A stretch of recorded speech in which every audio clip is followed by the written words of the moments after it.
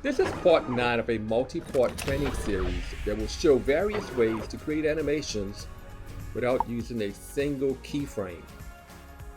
In the previous video, you saw how to create an animation using a series of components. See the channel link below for details.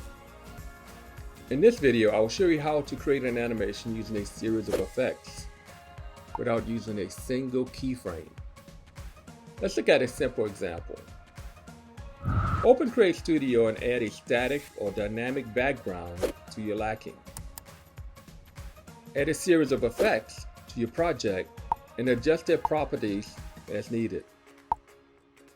To make the most of your time, I've already created a scene with several effects and fine-tuned their properties, so we can dive right into the animation. Press the 0 or the spacebar key to play the animation.